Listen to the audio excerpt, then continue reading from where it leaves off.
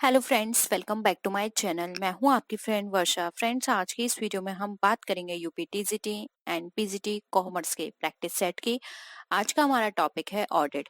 Start करते हैं video को। आपको वीडियो पसंद आए तो वीडियो को लाइक कीजिए, फ्रेंड्स के साथ शेयर कीजिए और किसी भी तरह की कोई भी क्वेरी हो तो प्लीज जरूर बताइएगा। तो स्टार्ट करते हैं। देखिए, क्वेश्चन है हमारा, when the audit is conducted regularly और irregularly throughout the year it is called. यानी कि जब भी हमारी ऑडिट कंडक्ट की जाती है या फिर ऑडिट होती है, अब रेगुलरली बेसिस पर हो या फिर इरेगुलरली बेसिस पर थ्रू आउट द ईयर, तो उसको क्या बोलते हैं? Continuous audit, statutory audit, internal audit या फिर इंटरिम ऑडिट। तो देखिए फ्रेंड्स, यहाँ पर हम बात कर रहे हैं ऑडिट की, जो कि यहाँ पे साफ साफ बोल रखा है कि रेगुलर और इरेगुलर दोनों तरह की बेसिस पर की जा रही है। तो देखिए यहाँ पर इसको बोलते हैं हम कॉन्टिन्यूस ऑडिट। यहाँ पर देखिए साफ साफ दे रखा है, नियमित रूप से या अनियमित। अब कैसे भी हो सकती है। देखिए, एक होती है डेली बेसिस पर, डेली जो भी ट्रांजेक्शन हो रहे हैं उनको आप डेली डेली रिकॉर्ड कर रहे हो, ठीक है। एक तो ये हो गई, और एक हो गई आपकी डेली ना करके आप वीकली मंथली कर रहे हो, लेकिन हो तो आपकी हमेशा के लिए रही है, पूरे साल हो रही है, तो इसलिए इसको कॉन्टिन्यूस ऑडिट बोला गया है। स्टैट्यूटरी ऑडिट वो ऑडिट होती है जो कि कंपलसरी होती है और जिसको करवाना जरूरी होता है। किस पर्पज से? कि क्योंकि आप सबको पता है कि कंपनी के अंदर बहुत सारे स्टेक होल्डर्स होते हैं जिनका पैसा कंपनी में लगा होता है, तो उनको ट्रू इन्फॉर्मेशन देने के लिए ये ऑडिट की जाती है। इंटरनल ऑडिट की जाती है इंटरनल कंट्रोल के बेसिस पर, कि जो भी कंपनी के अंदर काम हो रहा है वर्कर्स के द्वारा, वो सही तरीके से जो भी पैरामीटर्स दिए गए हैं उसके अकॉर्डिंग हो रहा है या नहीं। इंटरिम ऑडिट होती है जो कि जो भी ऑडिट होगी उस जैसे दो टाइम पीरियड है, हर महीने ऑडिट होती है, उनके बीच में एक और ऑडिट कराना, वो हमारा इंटरिम ऑडिट कहलाता है, ठीक है।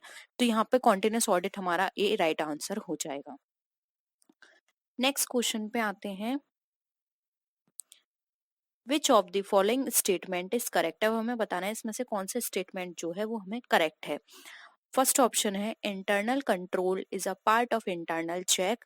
Internal check and internal audit are the same. Internal audit is a part of internal control. Fourth option है, internal control is a part of internal audit. देखिए, यहाँ पे हमें करेक्ट स्टेटमेंट की बात करनी है।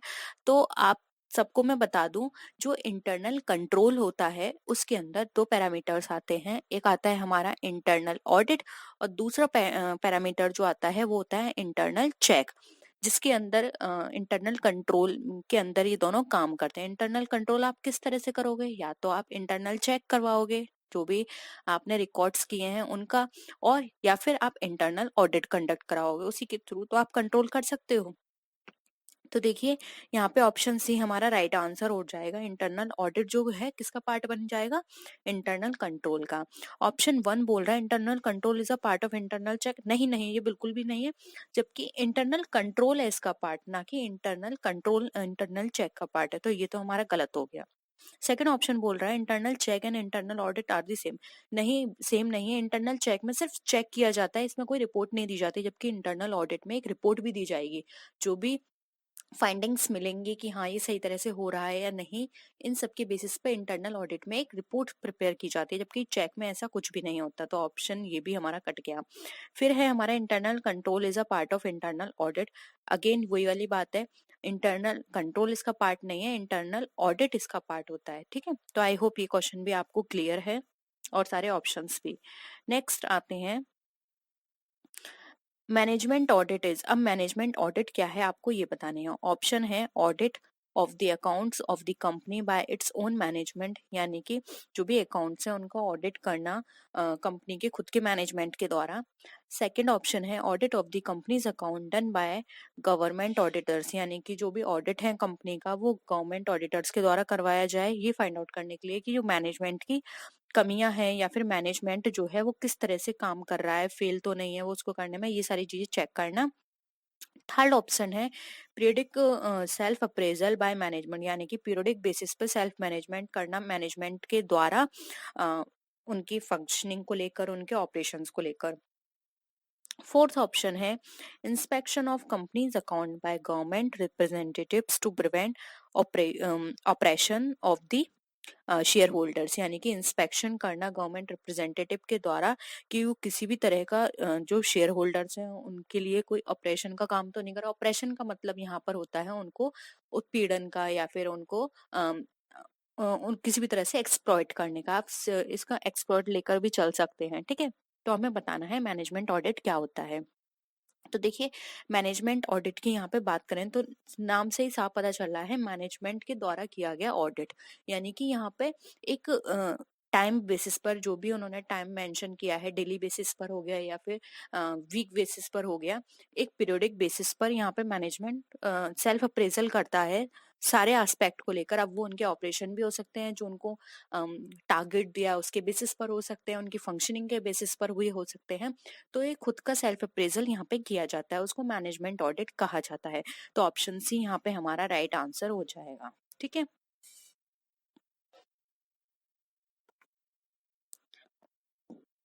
नेक्स्ट क्वेश्चन है auditing which is taken up when final accounts are ready is called. अब हमें बताना है ऑडिट जो कि अंतिम खाते के बेसिस पर तैयार किए जाता है वे क्या कहलाती है, periodic audit, continuous audit, interim audit या फिर इर्रेगुलर ऑडिट। देखिए यहाँ पर बात की जा रही है फाइनल अकाउंट रेडी किए जाते हैं जिसके बेसिस पर, ठीक है। यानी कि फाइनल अकाउंट प्रिपेयर हो गया उसके बाद आप ऑडिट कर रहे हैं तो उसको हम क्या बोलेंगे।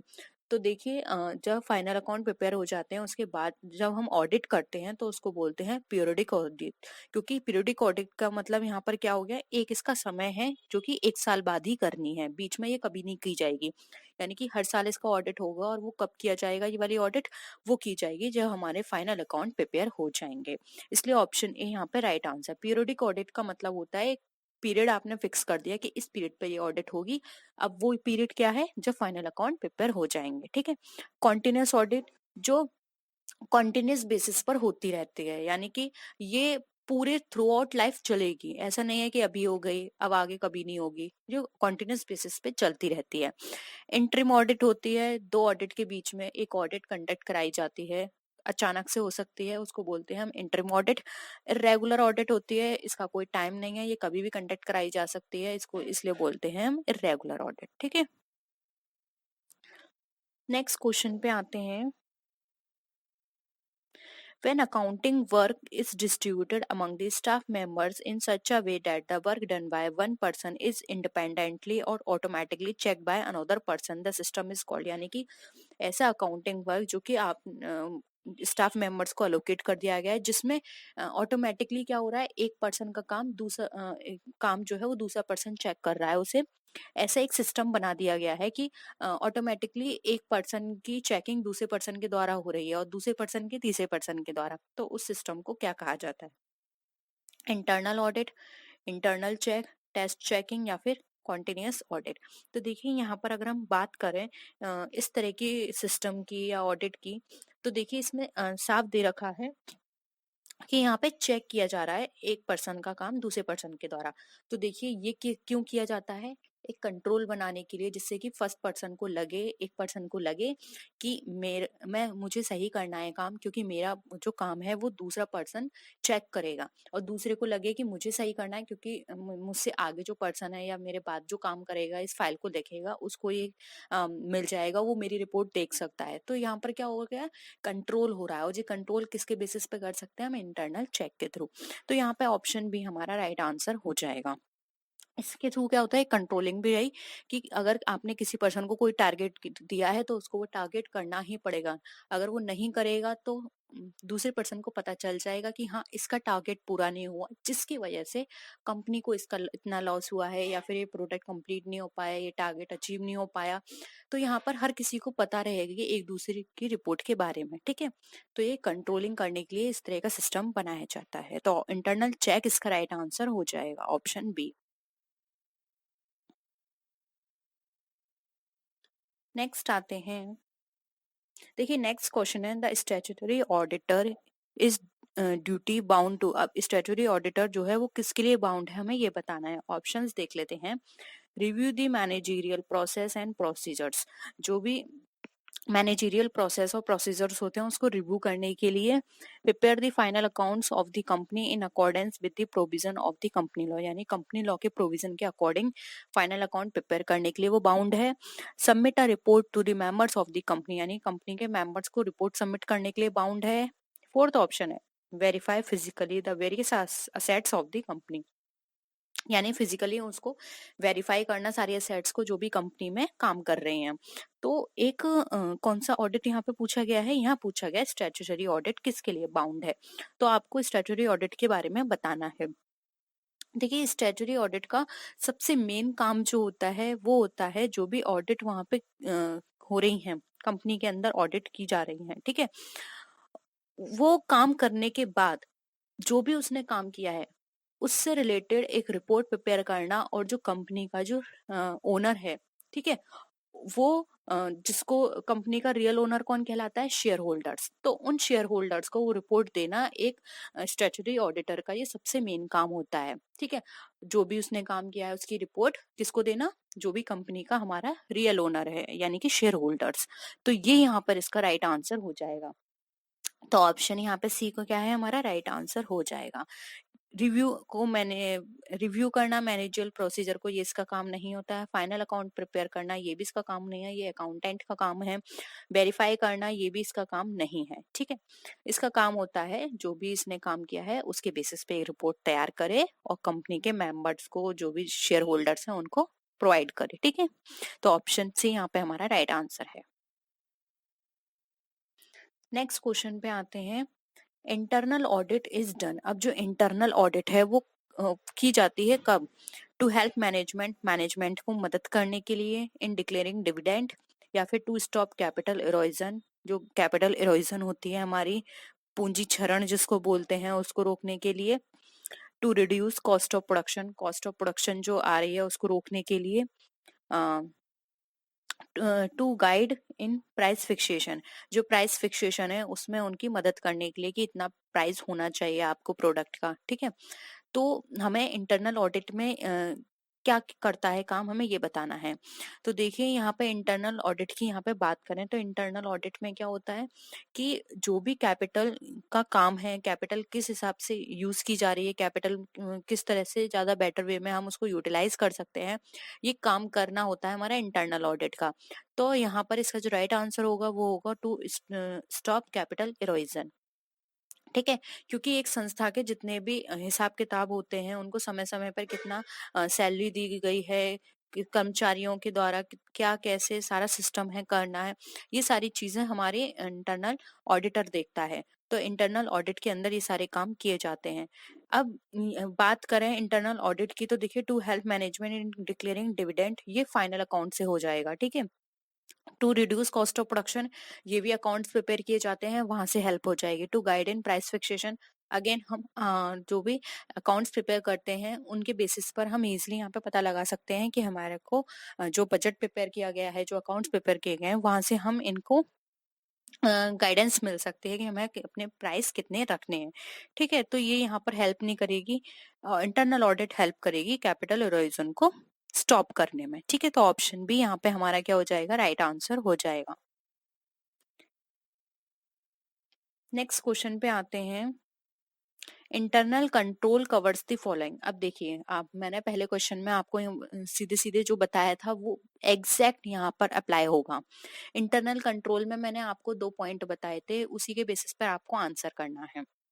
फर्स्ट है statutory audit, internal audit and internal check, internal check and internal audit, internal check, internal audit, statutory audit and physical control of assets. Third option last option है हमारा internal check, internal audit, statutory audit and physical control of assets. तो हमें बताना है internal control के अंदर कौन कौन से 2 एस्पेक्ट कवर होते हैं, या फिर 3 या 4, ठीक है।